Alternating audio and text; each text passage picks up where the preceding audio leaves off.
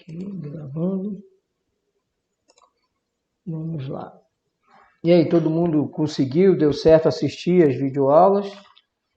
Vocês percebendo que a videoaula não é muito extensa, para justamente dar tempo de vocês verem, reverem, né, e poderem, né, fazer alguma anotação, ou consultar um livro, um apontamento, tá joia? Então aí eu abro aí a palavra para quem quiser formular pergunta sobre esse conteúdo agora de manhã, que a gente estudou ação cautelar fiscal, né? Vocês viram aí, só temos duas ações que são manejadas pelo fisco, né, como autor, é a execução fiscal e a outra ação é a cautelar fiscal. E vimos, em seguida, começamos a ver a parte das ações do contribuinte, fiz uma introdução quanto à questão da legitimidade ativa nas ações de interesse do contribuinte, e depois vimos a exceção de pré-executividade, que é um meio de defesa, e vimos em seguida os embargos do devedor, tá certo? E fiquem à vontade aí para formular as perguntas que vocês tiverem, as dúvidas que vocês sentiram durante esse estudo agora pela manhã. O objetivo agora é a gente aprofundar, e a melhor maneira de aprofundar é focar naquilo que vocês têm interesse ou perceberam que ficou faltando algum assunto a ser discutido. Então, diga aí, gente, manda aí as dúvidas aí. Pronto, o Diego já trouxe aqui, vamos ver. Não se pode juntar provas só de executividade. Pronto, mas e se o juiz solicitou um documento, uma certidão cartorária dos imóveis do devedor, e esse documento é importante para sustentar a alegação? A parte pode anexar essa declaração da pré-executividade. Vamos lá, primeiro que se ele requereu essa certidão, requisitou essa certidão, isso já vai estar nos autos, tá? Então, o que não pode, Diego, é na exceção de pré-executividade, o recipiente, ou seja, o executado, ele pedir produção de prova, tá certo? O que não é viável é ele requerer a produção de prova. Por exemplo, ele não poderia requerer ao juiz que o juiz requisitasse essa certidão ao cartório. Por quê? Porque isso seria uma produção de prova. Há uma discussão bem interessante a respeito da possibilidade do executado, né, do recipiente, requisitar, pedir que o juiz requisite os autos do processo administrativo tributário que gerou o lançamento. Porque isso é uma faculdade do juiz prevista na própria lei de execução. Então, a lei de execução diz que o juiz poderá, ele não diz nem que é a pedido das partes, o juiz poderá, a qualquer momento da execução, requerer o processo administrativo tributário, a cópia do processo administrativo tributário que gerou a certidão da dívida ativa. Então, há uma discussão se isso seria a produção de prova.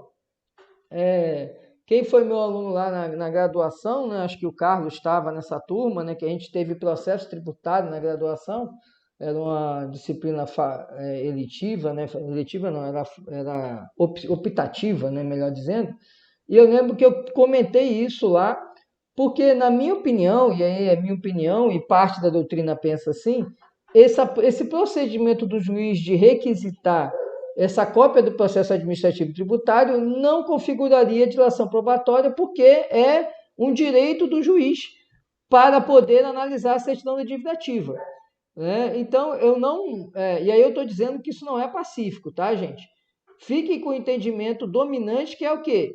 Exceção de pré-executividade não pode produzir prova. A prova já tem que estar dentro do processo de execução, dentro dos autos de execução fiscal.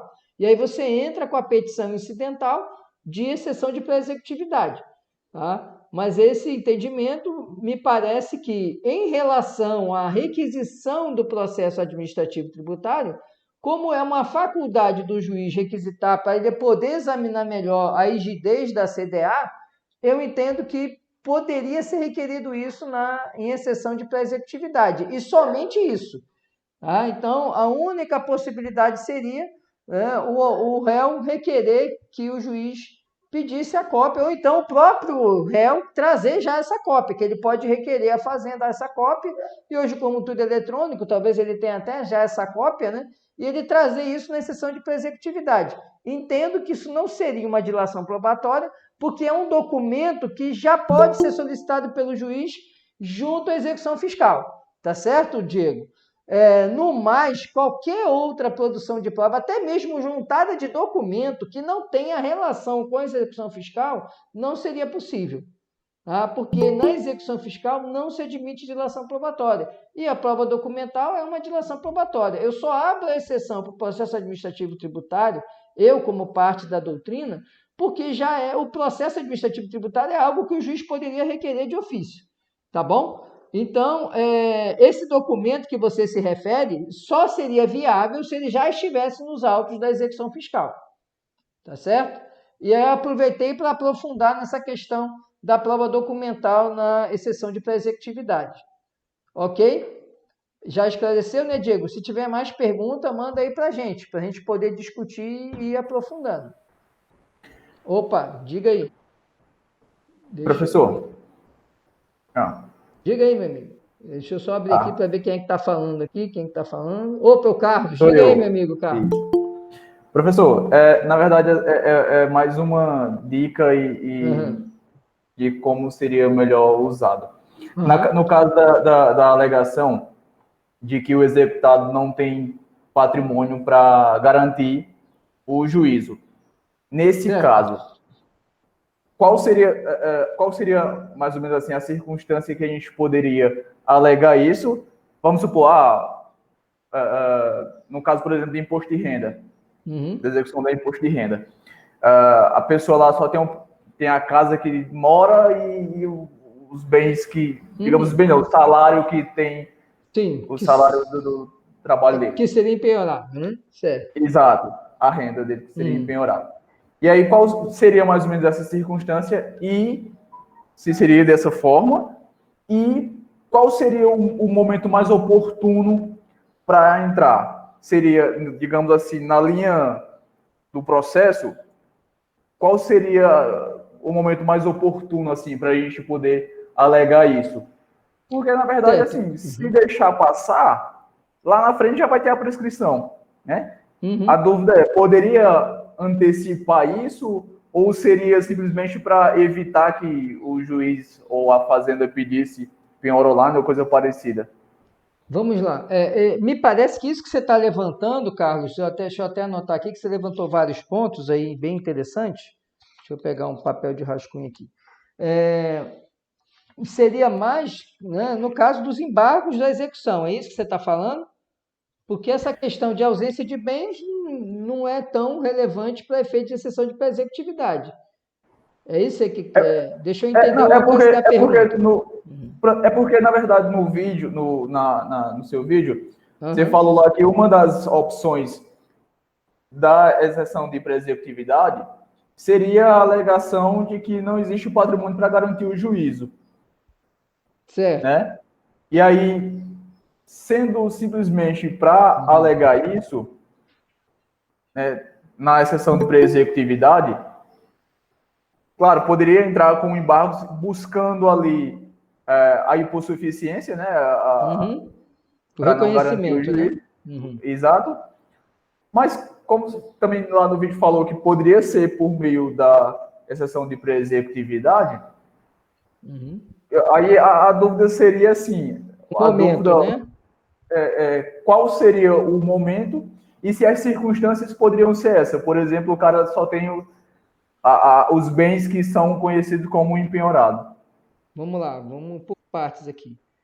Anotei aqui para facilitar aqui o meu raciocínio aqui. Vamos lá, vamos por partes. Bom, é o seguinte, quando eu me referi ali no vídeo sobre essa questão da alegação de ausência de bens, é porque toda a matéria de exceção de pré-executividade você pode alegar embargos do devedor. Nada obsta de você alegar prescrição no embargo do devedor, nada obsta de você alegar nulidade da CDA em embargo do devedor. Né? Então, numa matéria que o juiz poderia reconhecer de ofício, por exemplo, a ausência do direito de defesa do executado lá no processo administrativo tributário.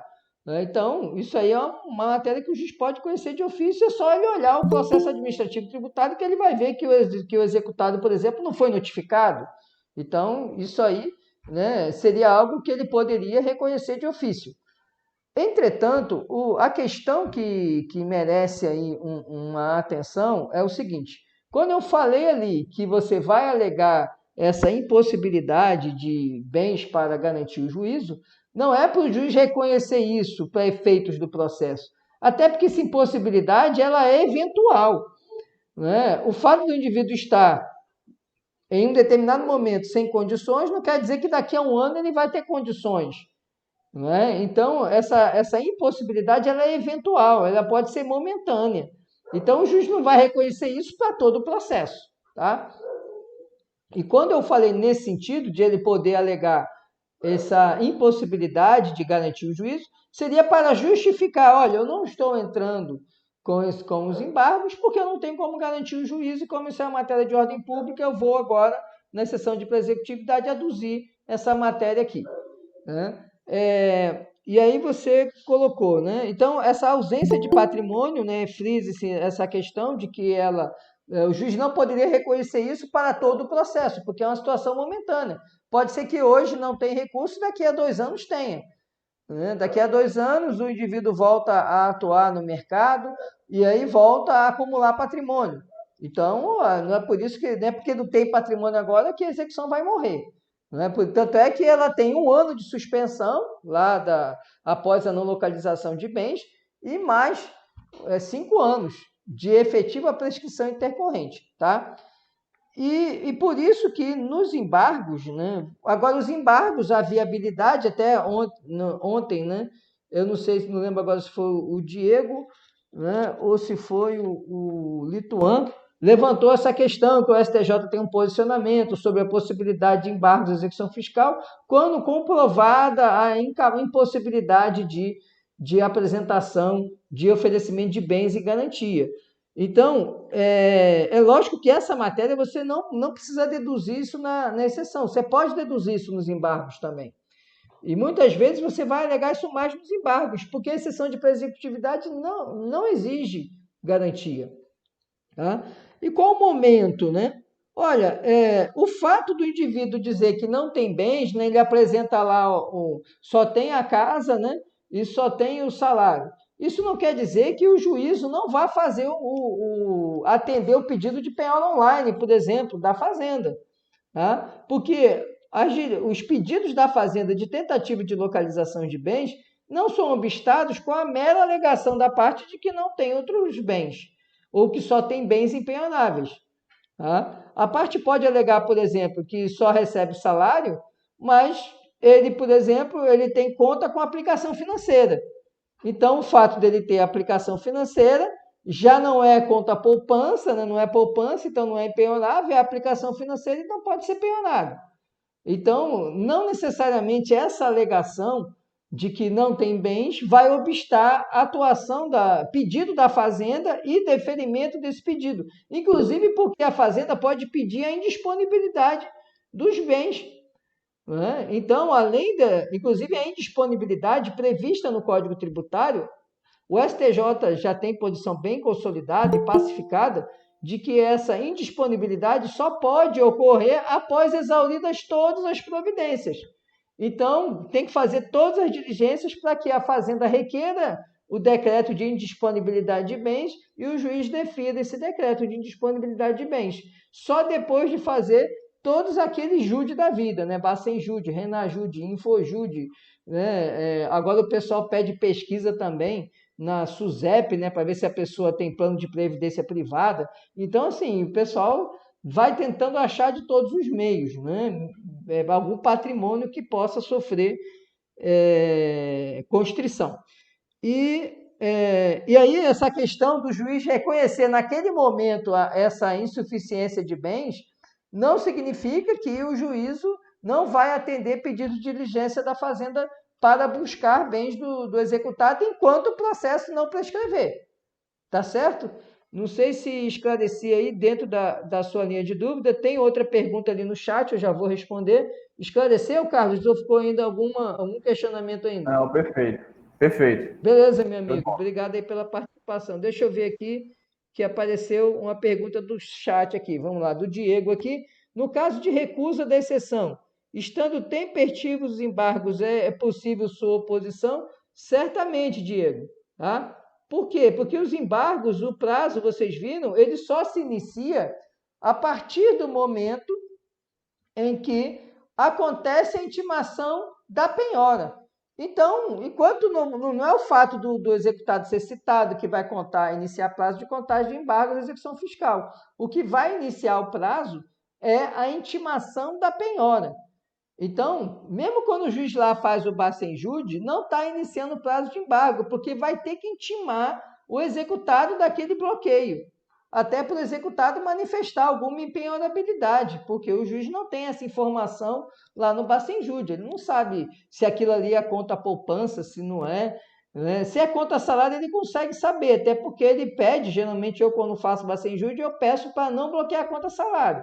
Né? Então, as contas que bloqueiam nesses Bacenjude que eu faço não são conta salário. Então, eu já sei que não são conta salário porque eu restringo para não bloquear a conta salário.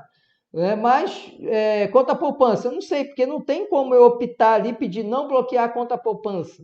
Até porque o Bacenjude não faz a limitação de valor. Então, por isso que bloqueia e depois você só vai saber que é conta poupança se a pessoa apresentar um extrato escrito conta poupança, que nem na consulta do Bacenjude dá para ver se a conta é conta poupança. Não tem como saber.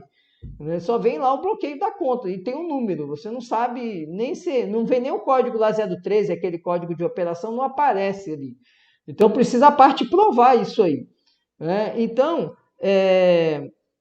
essa sua questão, né, sobre essa intempestividade, ela só depende lá nos embargos da intimação da penhora. Aí intimou da penhora, aí agora você já tem que ficar preocupado, porque você não pode ficar usando mais a exceção de pré-executividade, porque você tem uma restrição em termos da matéria que você vai discutir na exceção. Então, se intimou da penhora, é melhor você chegar e fazer os embargos. Por quê? Porque você pode alegar tudo nos embargos. Não dá para você restringir o pedido ali apenas a uma nulidade na CDA, porque você precisa de trazer todos os meios de provas que você puder, até questionar erros de cálculo, aplicação de juros indevido, tudo isso você vai precisar, às vezes, fazer uma perícia contábil, uma perícia ali técnica financeira para aferir aquele valor. Tá? Então, assim, enquanto você puder usar a exceção, você usa. Exceção de pré-executividade, inclusive, não tem prazo. Você pode usar ela, inclusive, a jurisprudência entende que até na fase recursal. Você pode ter ali um advento de uma prescrição intercorrente, por exemplo, que aconteça lá na fase do recurso extraordinário. E aí você vai alegar no STF a exceção de pré-executividade no seu recurso extraordinário. Não tem problema nenhum, porque você pode aduzir a exceção de pré-executividade em qualquer momento, não só ali na fase de primeira instância, mas até mesmo na fase recursal. Tá? Esclareci sua dúvida aí, Diego?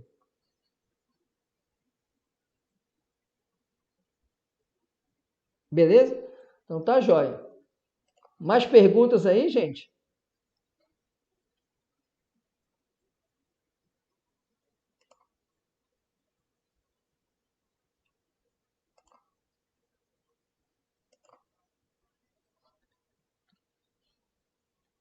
E aí, nada? Tá tudo tranquilo mesmo? Pode botar amanhã um estudo de caso para lascar mesmo? Tá tranquilo? É brincadeira, né? Não vou fazer isso. Né? Não, né, Daiane? Não, é brincadeira. É só para ver se está todo mundo aqui, né, comigo, né? Online aqui, acordado, né?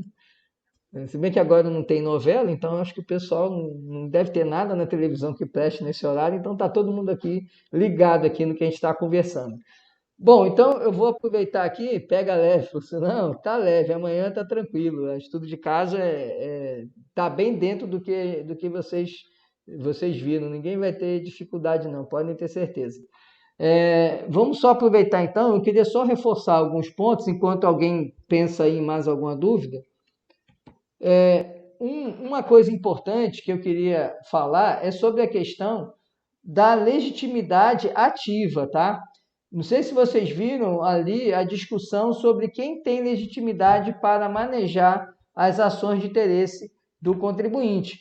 E aí a gente não pode ficar naquela de pensar assim, principalmente nos tributos indiretos, como IPI, ICMS, né, são tributos em que você tem a figura do contribuinte de direito e contribuinte de fato. Né? Quem é um contribuinte de direito? É aquele indivíduo que a lei diz que tem que pagar o tributo, porque é quem praticou o fato gerador. No caso do ICMS, é quem vende a mercadoria. No caso do IPI, é aquele que comercializa um produto industrializado. Né? Então, esses indivíduos é que vão ter legitimidade para discutir lá o IPI, o ICMS. O que vai mudar um pouco e abrir o leque da legitimidade é lá na repetição do indébito, na substituição tributária.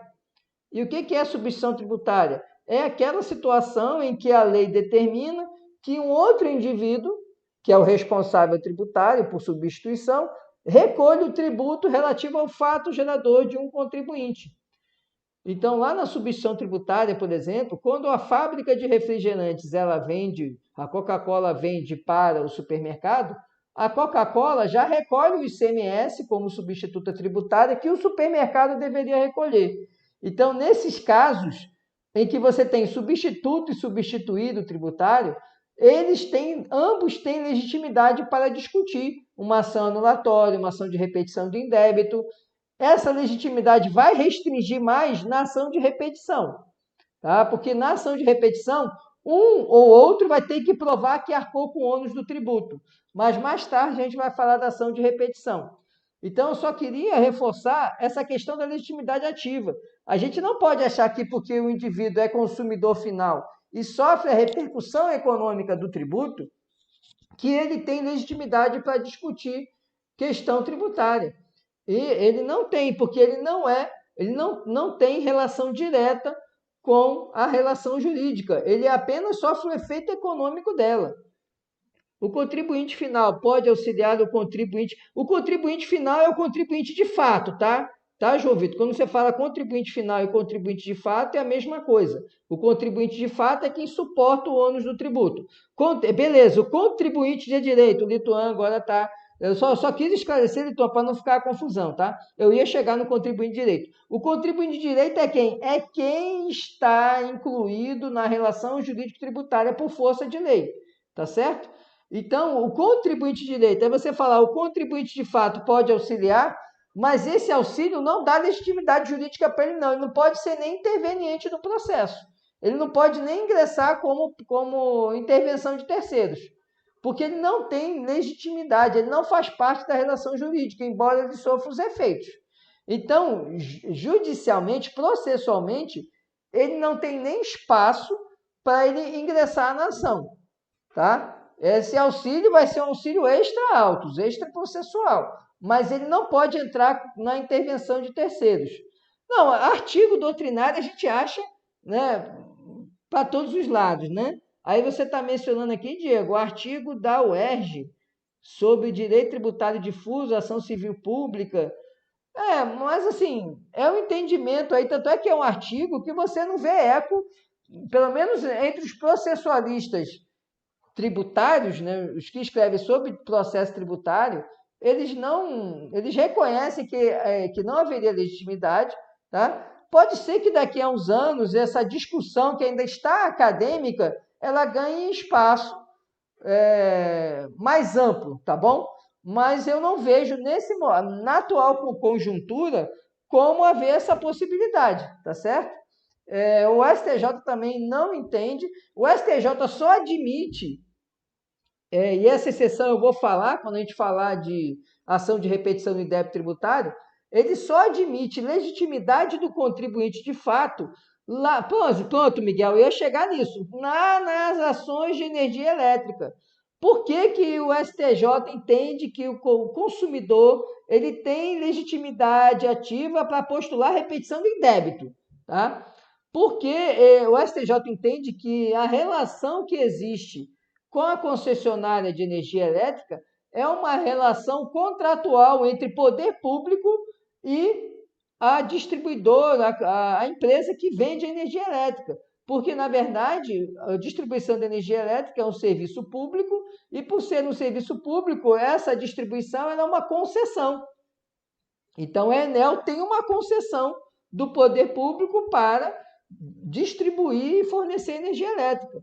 E aí o STJ, em razão dessa natureza peculiar de ser exatamente, de ter a natureza de um preço público, por ser um contrato de concessão, entende que haveria legitimidade ao consumidor para pleitear a ação de repetição. Por isso que a gente vê essas ações aí do Dust chovendo aí, né? E tantas outras ações sempre envolvendo questão de energia elétrica, a discussão do COFINS na conta de energia e tantas outras discussões.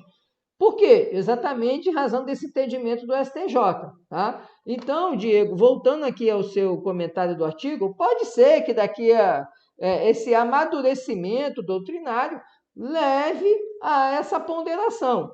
No contexto hoje, eu não vejo muito espaço, porque ainda tem a questão do próprio artigo 166 do Código Tributário, que deixa clara essa legitimidade ao contribuinte de direito e ainda o ônus de provar que arcou com o ônus do tributo.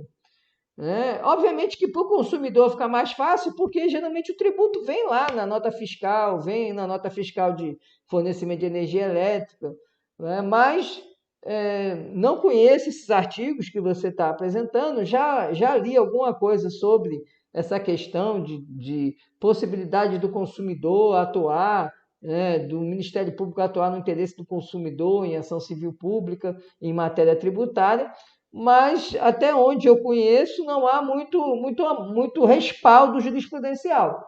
Tá? Então, acredito que ainda vai precisar amadurecer muito esse tema, até porque fica uma situação muito difusa, né? Como no próprio você colocou aí, difuso. É muito espalhado. Então, assim, você vai dizer que é o contribuinte de fato, e se aquele contribuinte nem consome.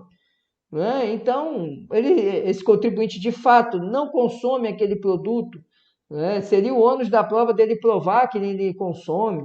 Então, é preciso ter maior prudência. E lembrando sempre o seguinte: quando a gente fala de direito tributário, meu amigo, o que prepondera, e mesmo sendo um direito difuso, existe um direito aí que é o direito da coletividade que vai estar conflitando com esse próprio direito difuso tributário. E o interesse, muitas vezes, e em matéria tributária a gente vê muito isso, muitas vezes o interesse de proteger o erário, né, proteger a arrecadação do tributo, ela vai preponderar. Isso aí aconteceu no STF, lá na súmula vinculante 18, quando o STF modulou os efeitos, reconheceu a inconstitucionalidade lá da prescrição decenal na contribuição previdenciária, dizendo que tinha que ser prescrição quinquenal, mas modulou os efeitos lá que praticamente ninguém teve direito à repetição do indébito. Então, é preciso a gente entender que quando vai falar no direito tributário, muitas vezes a repercussão jurídica disso ela é muito danosa para a sociedade. Eu acho que esse é um dos motivos que leva o STJ ainda a estar ponderando muito essa questão da TUST e da DUST. Porque venhamos e convenhamos, se os estados já vêm atravessando uma crise fiscal muito grave, se você botar os estados todos para devolver esse valor, né, para todos os consumidores finais, a gente vai ter aí uma quebradeira de estado. Né? Vamos ver como o STJ vai decidir essa questão da TUST e da DUST. Mas isso aí certamente está pesando muito lá para que os ministros decidam, e muitas vezes a decisão vai extrapolar o direito tributário e vai entrar no aspecto econômico do impacto da restituição do indébito. Tá certo? Esclareceu esse comentário sobre essa questão da ação civil pública em matéria tributária aí, Diego?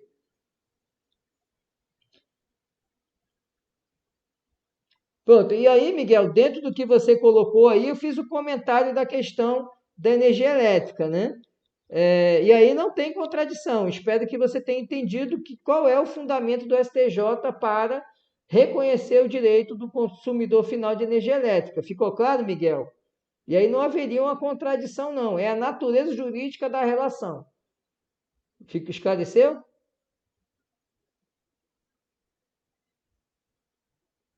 Mais ou menos? Então vamos lá. O que você não conseguiu compreender dessa questão? Me devolva mais uma pergunta para eu ver onde é que eu consigo esclarecer para você.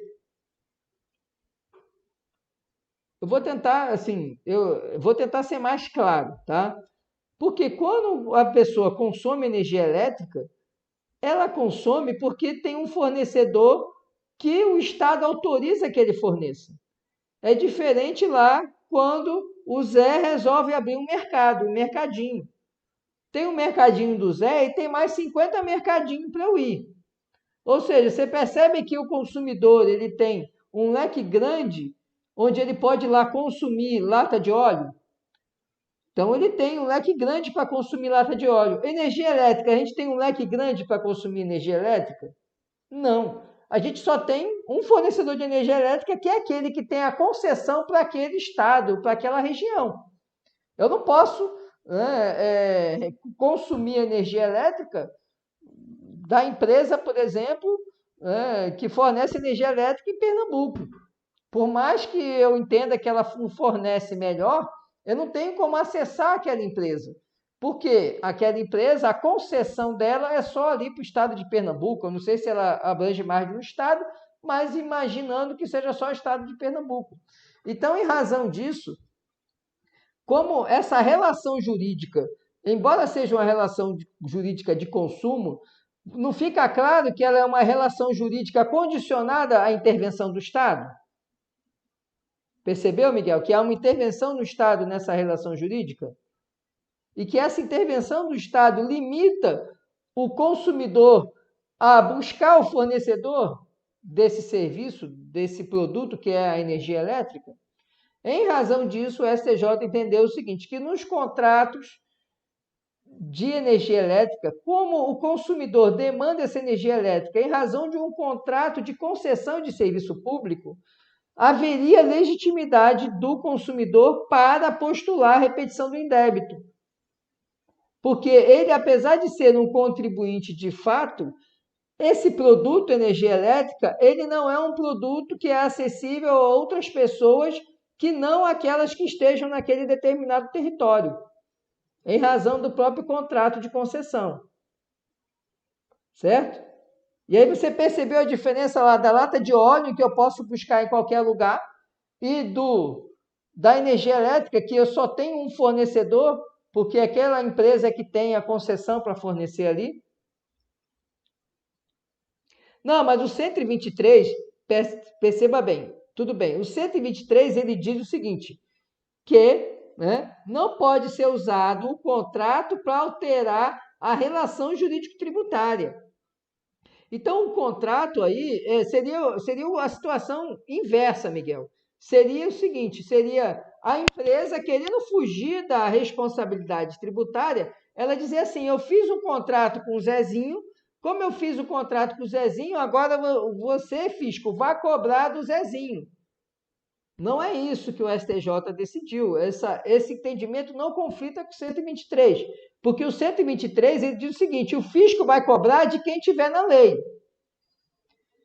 Quando o STJ faz essa interpretação do 166, ele faz o seguinte, como o fornecimento da energia elétrica ele é pontual, ou seja, apenas aqueles consumidores que estão naquele território demandam energia elétrica de um único fornecedor, fica claro que não há como esse consumidor ser dispensado do ônus desse tributo ou não ser sobrecarregado com o ônus desse tributo. Por quê? Porque o ônus ele é passado direto da concessionária de energia elétrica para o consumidor. Não há caminho nessa cadeia econômica, percebe? Diferente do Zé do mercado, que compra do atacadão, o atacadão compra de um distribuidor, o distribuidor compra da indústria. Percebe que o ICMS faz um zigue-zague até chegar no consumidor final? Aqui na energia elétrica, não. É a concessionária e não tem ninguém no meio desse caminho. É a concessionária e o consumidor. Diferente do óleo de soja, que vai caminhando de um lugar para o outro até chegar no Zé. E aí o Zé compra o óleo de soja, o Zé não, o consumidor compra do Zé. Mas de onde que ele passou esse tributo para o consumidor de fato? Passou em tanta gente que fica difícil de se provar que esse ICMS não foi quem é que arcou com o ônus desse tributo. Às vezes o Zé é uma microempresa, e a microempresa ele paga ali o ICMS de maneira global, ali dentro do Simples. Percebe? Então, nesse caso do óleo mesmo, não necessariamente o contribuinte sofre a repercussão econômica do ICMS. Porque esse contribuinte, melhor dizendo, o consumidor sofre a repercussão econômica, porque esse CMS é diluído lá no Simples. Então, às vezes, não vai repercutir para ele, embora ele esteja ali naquele embutido no preço, quando saiu da indústria para o distribuidor, para o outro distribuidor, para o atacadão, para o mercadinho. Tá? E a energia elétrica não, ela sai direto da concessionária para o consumidor final. Então, por isso que, e lá no 166 fala o quê? Que o contribuinte deve arcar com o ônus de provar que arcou com aquele tributo, para ele ter direito à repetição do indébito.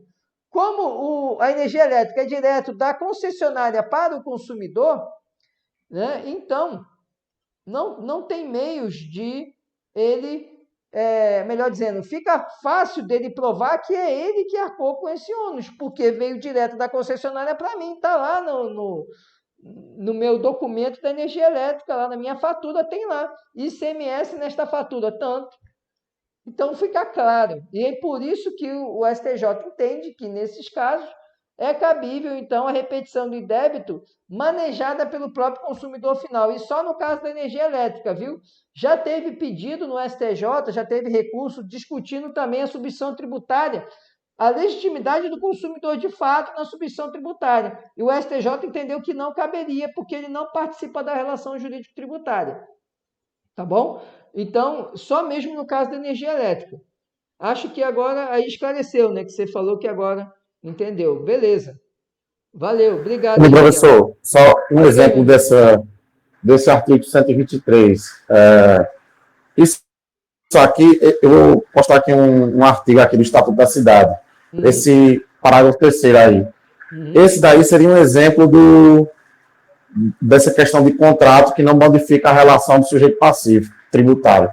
Ele diz assim: o superficiário responderá integralmente pelos encargos e tributos que incidem sobre a propriedade superficiária, arcando ainda proporcionalmente a sua parcela de ocupação efetiva com os encargos e tributos sobre a área do objeto de concessão de tributo de superfície, salvo disposição contratual em contrária. Aí, é justamente essa disposição contratual em contrário que não pode modificar essa relação do sujeito passivo. Exatamente. Para o fisco, né, ele pode até botar no contrato, repassando isso para outra pessoa. Mas para o fisco ele não quer saber, porque para ele vai cobrar de quem? Do proprietário. Né, de quem detém a propriedade, que no caso deve ser o superficiário. O superficiário é aquele que está utilizando o direito de superfície. Né? O proprietário pode alienar esse direito de superfície. Mas o que vai acontecer? Para o fisco, ele não está preocupado com essa transferência que o contrato lá vier a fazer de um para o outro. O fisco vai cobrar daquele que a lei tributária imputa a condição de contribuinte. Né? É isso que o parágrafo 3º está colocando aí. Não é isso? Beleza, Litor? Mas obrigado pelo acréscimo aí. Foi muito bom, chamou bem a atenção a essa questão. Será uma obrigação entre as partes? Não, exatamente, o Miguel colocou aqui. Né? Esse contrato, ele gera uma obrigação entre as partes, significando o seguinte: pode a pessoa que fez o contrato, né? Eu gosto mais de usar o exemplo da locação, que fica bem claro, né? Muita gente vive de aluguel, mora em casa alugada, e fica bem claro, lá no contrato de aluguel sempre coloca lá a cláusula dizendo que é a obrigação do locatário pagar os tributos relativos ao imóvel.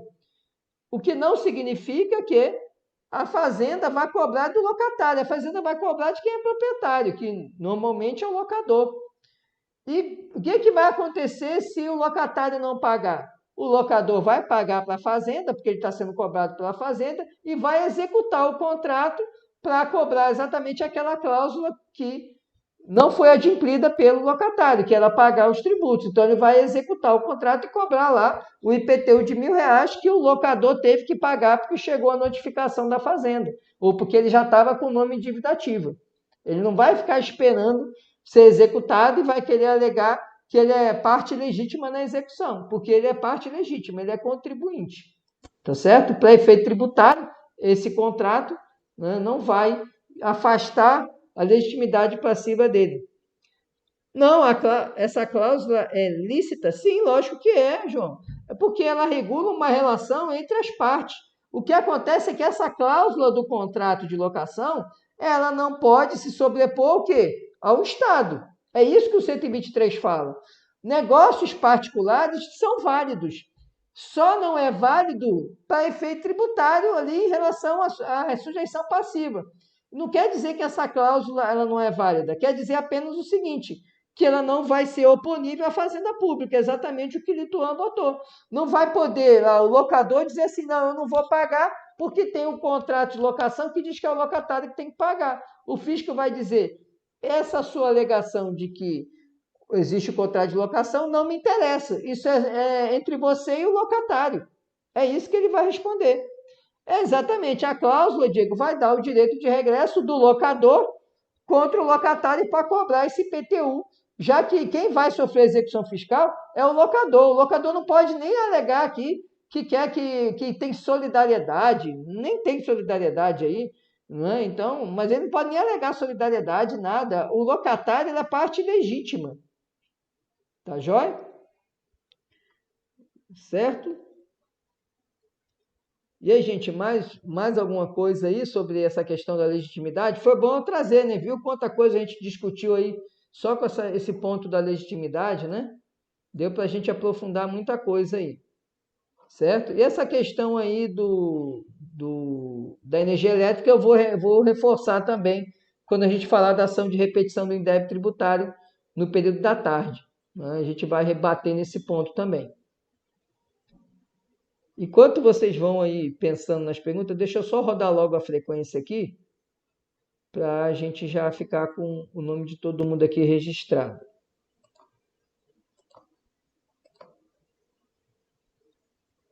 Pronto, rodou aqui.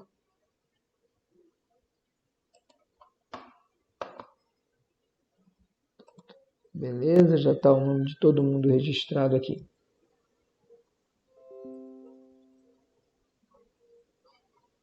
Certo. Deixa eu só ver alguém aqui que...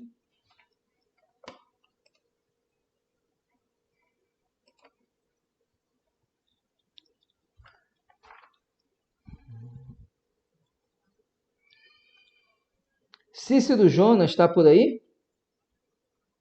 Não? Ebson.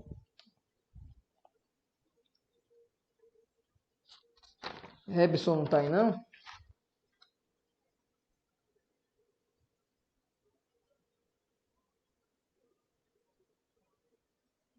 Francisco Edmilson, tá por aí?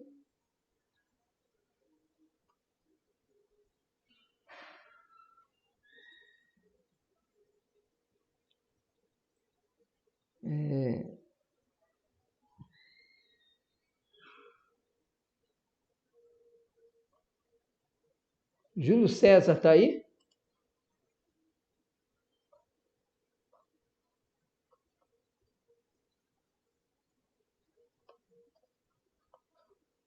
Josualdo tá por aí, não?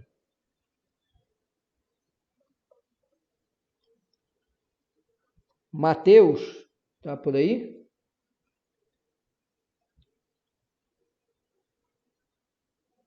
O Miguel Cândido tá aí?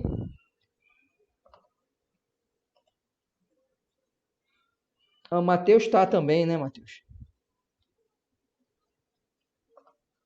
A Tasha tá aqui também.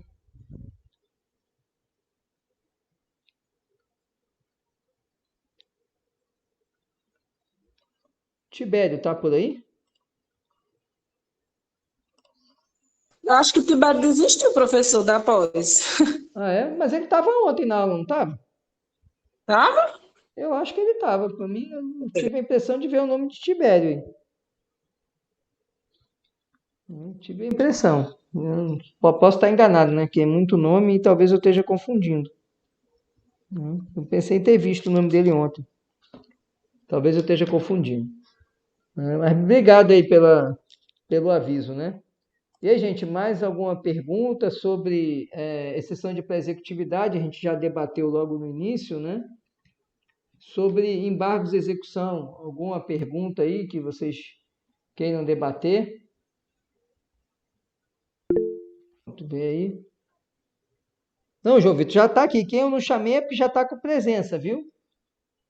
Esses que eu chamei é só porque não apareceu na lista aqui, tá bom? Na relação que eu gerei. Mas quem eu não chamei é porque já está com presença. Só esse pessoal.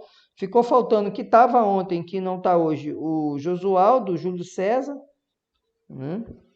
O Tibério, para mim, ele estava ontem, né? Cícero Jonas e Ebson, que não apareceram, tá bom? E Francisco Edmilson.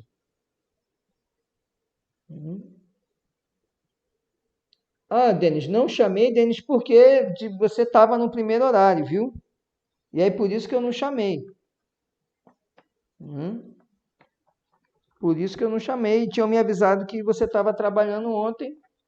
E agora eu botei presença porque você estava no primeiro horário ali, logo no horário ali que a gente se encontrou 8h30, você estava presente, eu já lancei presença. Tá bom? Aí por isso que eu não chamei. Bom, então, nos embargos aí não surgiu nenhuma dúvida que vocês quisessem pontuar, não? Acho que o conteúdo de hoje foi tranquilo, né, em relação a isso. Professor, Diga aí, meu amigo. essa, na verdade, é só compartilhar uma decisão que eu achei interessante da STJ que saiu recente, que eu achei quase que bizarra, né, a questão, Diga aí. que era a incidência de ICMS em relação à dilatação do combustível, né, Sim. que quando de repente a questão da diferença da temperatura, o Isso. combustível ele pode, né, Quando você dilatar vai medir os tanques, né, aí dá diferença, né? Dependendo do volume do tanque, quanto maior o volume do tanque, maior vai dar a diferença na dilatação do combustível, na temperatura. Se você mede de manhã é uma coisa, mede meio-dia já muda, quando mede à noite já muda também. E aí a temperatura influencia. Quanto mais o tanque está cheio, mais vai dar essa diferença de dilatação. Aí o que o STJ decidiu aí, que eu queria saber? Fiquei não, curioso também.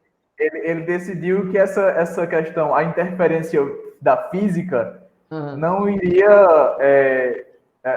não geraria, não teria o fato gerador e por isso não tem como incidir o imposto, tendo em vista que é uma questão física, né? Não pode.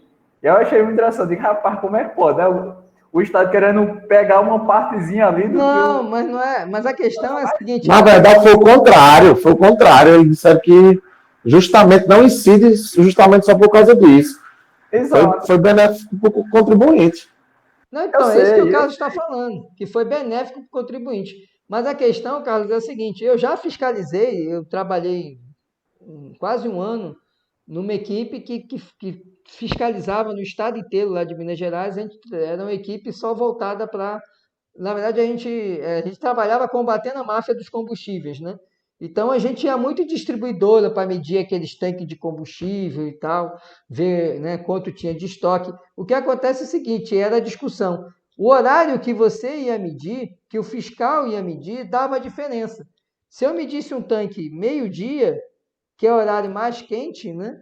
Como o líquido ele dilatou, ele teria um estoque maior. Então, por exemplo, de 1.000 litros, ele apontava, ao invés de ter 1.000 litros, né? Como não dava para passar na boca da bomba 1.000 litros para medir, né? Então a gente media com aquela régua, né? Aquela reguinha que tem no posto, né? E aí, quando você fazia isso meio-dia, digamos, de 1.000 litros dava 1.015 litros, 1.020 litros, dava lá uma dilatação de 0,2%, 0,2%, se eu não me engano, 0,02%. Era uma coisa assim, tinha um índice. Né? E ainda tem o problema da evaporação, porque a evaporação faz diminuir, né, o estoque. Então, por exemplo, se eu medisse o tanque bem cedinho, esses 10.000 litros ia dar 10.000 litros, ia dar 10.001, né? Ia depender da temperatura do local, do aterramento, né? De quanto mais profundo o tanque ou não, né? Isso dá diferença também na temperatura. Agora, quanto mais próximo do meio-dia ali, 1 hora, 2 horas da tarde, eu medisse, dava um volume maior. E só que na hora que passa no bico, passa 1 litro mesmo, não passa 1,02 litro, entendeu? É isso no movimento de 1 milhão de litros, às vezes, que um posto tem em um mês, dependendo do tamanho do posto, Isso dá uma diferença de 50 mil litros. E aí o que acontece é que quando fazia essa medição, você tributava como se tivesse sido vendido, né? Como se ele tivesse 50 mil litros para vender e ele não tinha. Percebeu? E ele acabava tendo que pagar ICMS de 50 mil litros, como se fosse combustível que ele adquiriu sem nota e vendeu sem nota, por conta dessa diferença de estoque, entendeu? E existe um livro, que é um livro de movimentação de combustíveis, que ele tem, não sei se vocês já perceberam, quando você chega de manhã bem cedo no posto de gasolina, ou chega no final do dia, quando está trocando o expediente lá do pessoal da bomba, eles estão medindo ali com a vareta grandona. Isso aí é o quê? Eles fazem a medição do tanque para poder fechar o encerramento do movimento e bater o que eles venderam. Só que quando o fiscal ia medir, ele media a mesma coisa, só que dá diferença da saída do bico, porque o bico mede efetivamente litro, ele não leva em conta a dilatação do combustível para medir, ele mede o litro que sai no bico mesmo, né?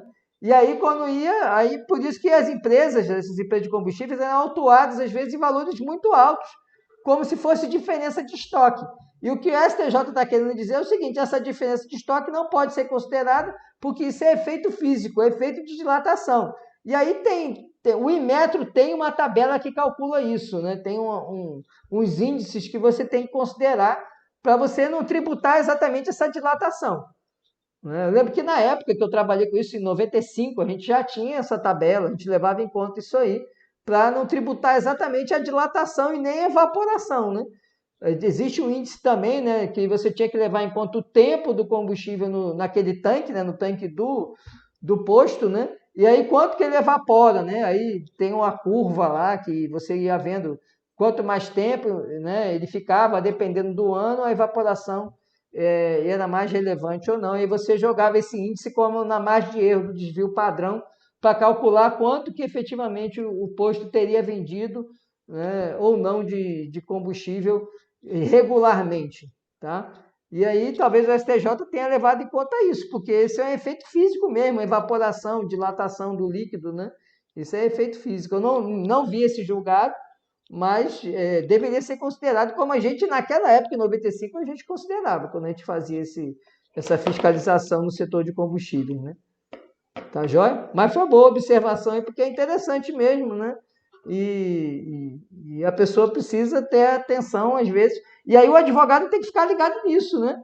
Às vezes o seu cliente ali vai estar sendo cobrado ali de uma saída irregular, que não foi uma saída irregular. Na verdade, aquilo ali evaporou, né? Lógico que você não vai dizer que evaporou de 10 mil litros e evaporou 5 mil. Não tem como, né?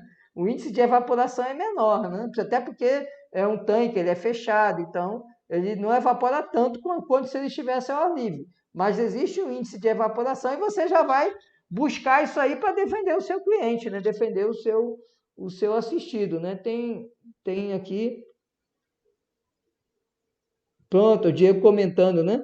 Pois é, milhões de litros dá diferença, né, Diego? Mas aí a gente tem que levar em conta o Inmetro, na época, em 95, quando eu fiscalizava, participei um ano dessa equipe, e a gente tinha umas tabelas do Inmetro que a gente utilizava, né? Você vai numa distribuidora, o volume de combustível que sai, 1 milhão é por dia, né? Então, você tem que ter essas tabelas para você ajustar, senão você vai estar cobrando um monte de tributo que é indevido ali, né?